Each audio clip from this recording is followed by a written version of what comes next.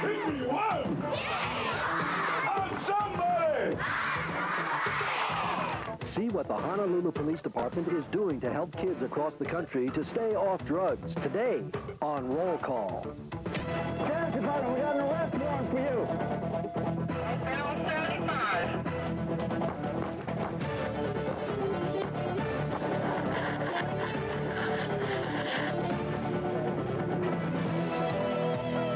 Hey, Sarge, we need to clear the freeway, otherwise we're going to have 41 back there.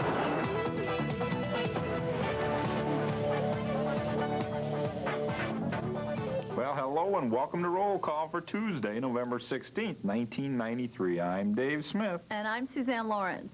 Now, before we go any further, we got a great show lined up for today, but I want to... Please, right? Oh.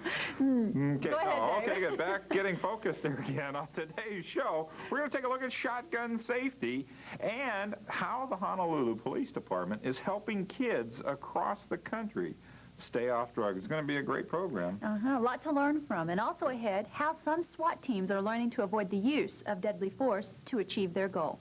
There's a lot of good things lined up for today, but I really get a kick out of your uniform. I think of an Arnold thing here when I see you here. But what's our first? Let's kick off today. What's going on? First, we have keeping kids off drugs and safe is a big responsibility. So the officers of the Honolulu Police Department have put together a program specifically designed to help kids stay safe and off drugs.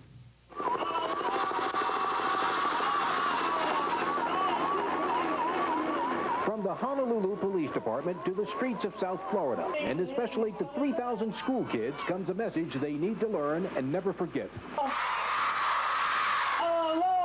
This is Officer Honolulu, and these are specially trained Hawaii police officers and corrections officials. They travel around the country teaching safety and drug prevention with the help of some colorful sideshows and audience participation. They've been doing it since 1987, and the officers are always in demand.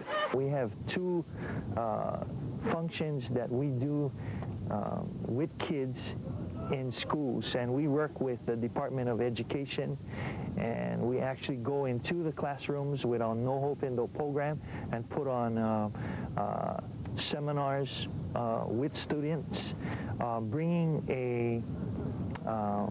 a real message to them, an appendage to the educational side of drugs. We bring in the emotional side of it. They introduce you to mothers of drug babies, drug addicts, and people who are serving time for just about any crime you can imagine. It's not a scared straight program, just some good information. Everybody say the restraint in numbers. And the buddy system works. Hit me one. On somebody. Hit me one. And there's an important thing they must learn early and remember for the rest of their lives. There are police officers that truly care about them and truly care about their welfare. What do you think, kid? We find that kids look at police officers as something of a person to be afraid of, and that's not true. This gathering is a little different than the ones we've been seeing in this county over the last few weeks. There have been some ugly sights people just want to forget. In ugly confrontations that have been broadcast around the world, skinhead groups, many of them with Nazi hate posters and KKK supporters, have camped out at many of the St. Lucie County schools, disrupting classes, making threats and scaring many of the kids here today. Now they just want to have a good time. Well, the message is very similar from the very beginning that you know, we're not, these are isolated incidents. They do not represent the community. The skinheads don't.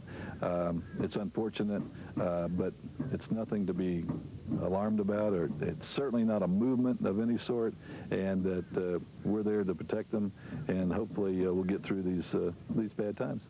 The officers from Hawaii came to Florida with this in mind, because even in Hawaii, it's not all vacation land and glamour. There are some of the same problems.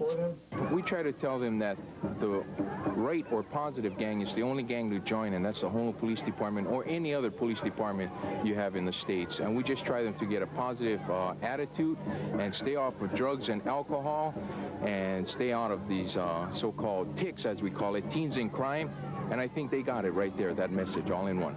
Do you have gang problems in Honolulu? Or? We have our problems as far as gang-related in Honolulu, but it's not as what you see or hear on the media that's happening in California. But yes, we do have some gangs out there in Hawaii. And here, for the most part, everyone learns. How to stay away from drugs, like how the buddy system, how it works, and the pack thing. What do you think about these guys from Hawaii? They're cool. To be afraid of people and don't talk to strangers and stuff like that. Has anything like that ever happened to you at all? No, it hasn't. No? Yeah. But you're watching out, huh? Yeah. It's neat. Why is it neat? Because you learn how to get away from strangers. And what else? And you learn that if a stranger asks you for candy, you say no. And the officers go back to Hawaii with a lesson 2. We critically evaluate ourselves because we feel that the information that we put out should be meaningful. It should be updated each time we go out, and there's always room for improvement. So our evaluation system, through our evaluation system, we've been able to help kids get counseling because of drug problems that they would have never gotten or have never broke down that wall of communication with their counselors and their teachers. But they don't go back to Hawaii for some time because this popular show is booked up for the rest of the year. In St. Lucie County, Florida, I'm Bill Alexander for Roll Call.